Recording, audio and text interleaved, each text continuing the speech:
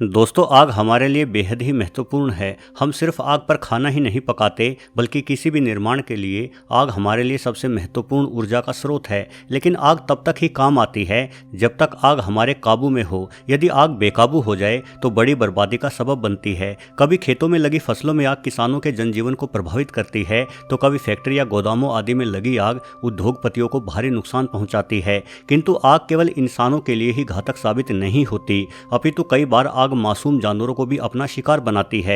वर्ष 2020 में ऑस्ट्रेलिया के जंगलों में भयानक आग लग गई थी। ये आग इतनी खतरनाक थी कि जानकारों के मुताबिक इस आग के कारण छोटे बड़े मिलाकर करोड़ों जीव जंतु जलकर मारे गए थे।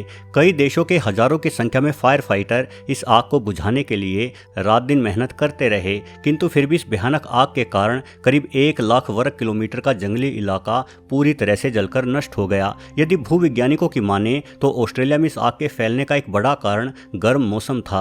शुष्क मौसम के साथ चलने वाली तेज हवाओं ने आग के लिए बिल्कुल अनुकूल परिस्थितियां बना दी। वैसे आग लगने के एक बड़े कारण के तौर पर इंसानों को ही जिम्मेदार ठहराया जाता है। ये माना जाता है कि कभी कभार इंसानों द्वारा फेंकी गई जलती सिगरेट या बीड़ी आदि से भी सूखी घास आग पकड़ लेती है और वही आग गर्म मौसम के कारण भयानक रूप ले लेती है। किंतु वैज्ञानिकों का मानना है कि 80% मौकों पर आग बिजली के कारण लगती है। हमारे गांव शहरों में जहां बिजली के तारों के शॉर्ट सर्किट की वजह से आग लग जाती है, वहीं जंगलों में आग आसमानी बिजली गिरने की वजह से लगती है। गर्मी के मौसम में शुष्क जंगलों का तापमान 50 डिग्री सेल्सियस तक पहुंच जाता है, जिस वजह से अधिकतर छोटे पौधे और घास गर्मी से झुलसते हुए सूख जाते हैं। ऐसी सूखी घास यदि एक बार आग पकड़ लेती है तो ये आग बहुत ही तेज गति से चारों ओर फैलने लगती है। गर्म हवा यानी लू इस आग को और भी तेजी से फैलाने में अपना महत्वपूर्ण योगदान देती है। बड़े इलाके में फैल चुकी आग से बनने वाला धुआं बादलों में इकट्ठा होता है, जिससे बादलों की संरचना में परिवर्तन आने के कारण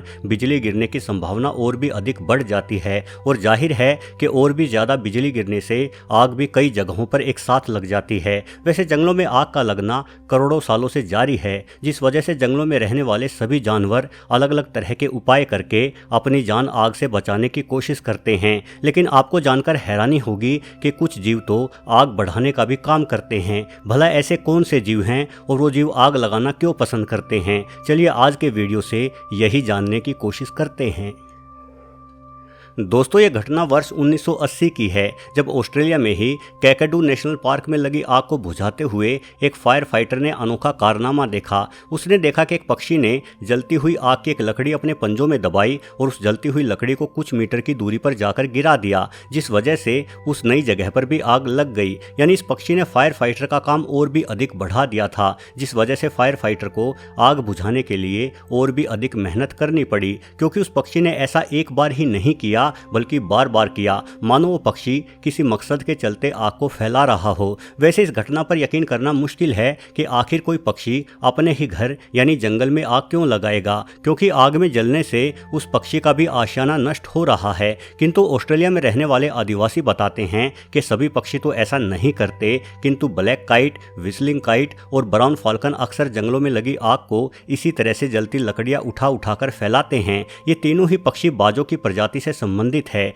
जैसे ही कहीं आग लगती है, ये पक्षी जलती हुई झाड़ियों या पेड़ों से एक जलती हुई लकड़ी उठाते हैं और उसे अपने पंजों में दबाकर दूसरी जगह पर पटक देते हैं। ऐसा ये पक्षी इसलिए करते हैं ताकि इन्हें शिकार मिल सके। असल में जब भी किसी झाड़ी में आग लगती है तो उस झाड़ी में छुपे बैठे कीड़ों से लेकर चूहे तक अपनी जान बचाने के लिए तेजी से बाहर निकलकर भागते हैं। ऐसे में बाज नस्ल के पक्षी उन डरकर भागते हुए जानवरों को अपना आसान शिकार बना लेते हैं। ये माना जाता है कि कभी इसी तरह का व्यवहार इंसानों का भी हुआ करता था। जब इंसान जंगलों में रहा करते थे तो उनके लिए खुद से आग जला पाना काफी मुश्किल होता था, इसलिए वो जंगलों में लगी आग से ही जलती हुई लकड़ी उठा लाते थे और उसके बाद आग को अंगारों के रूप में राख के अंदर दबा दिया जाता था, ताकि वो अंगारे लंबे समय तक गर्म और सुरक्षित रहे और उन अंगारों से दोबारा आग प्राप्त की जा सके। यानी ये आग लगाने वाले पक्षी भी इंसानों की तरह आग को काबू करना जानते हैं। कुछ जीव वैज्ञानिकों के अनुसार तो ये पक्षी मनुष्यों मनुष्यों से पहले ही आग का इस्तेमाल शुरू कर चुके थे।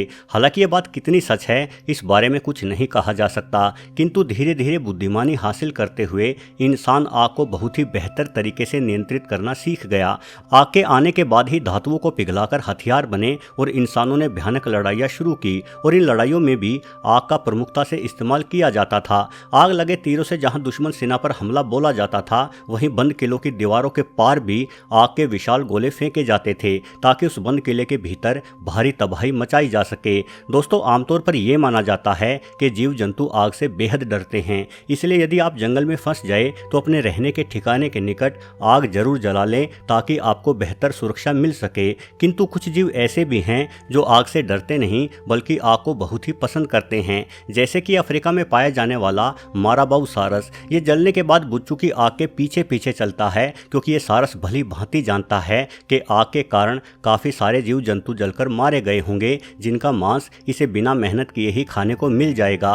साथ ही कुछ दूसरे शिकारी जैसे भालू और रेकून जैसे जानवर भी उन जीवों का शिकार करते हुए देखे गए हैं जो आग से दूर भाग रहे होते हैं। वैसे हर जीव आग से डरकर दूर नहीं भागता, कुछ जीवों द्वारा आग से खुद के प्राण बचाने के अन्य उपाय भी अपनाए जाते हैं। उदाहरण के लिए मेंढक आग से बचने के लिए मिट्टी के भीतर छुप जाते हैं। आग के हजारों डिग्री तापमान के बावजूद भी मिट्टी कुछ फीट की गहराई तक ही गर्म होती है। उससे अधिक गहराई की मिट्टी की ठंडक में ही ये मेंढक आसानी से छुपकर अपनी जान बचा लेते हैं। कुछ इसी तरह से चूहे भी अपने बिलों में छुपकर आग से प्रभावित होने से काफी हद तक बचे रहते हैं। कछुआ तो आग लगने के बाद ही बेहद तेजी से अपने लिए नया बिल खोदना शुरू कर देता है। ये बिल काफी चौड़ा होता है जिसमें ना सिर्फ कछुआ बल्कि कछुए के साथ साथ मेंढक, मकड़ी, छिपकली, यहाँ तक कि सांप भी छुपकर अपनी जान बचा लेते हैं। वहीं दूसरी ओर कई सारे जलचर जीव आग से बचने के लिए अपने पास मौजूद किसी तालाब या नदी के भीतर छुप जाते हैं। अब पानी से बेहतर आग से बचने का कोई और ठिकाना भला कहाँ हो सकता है,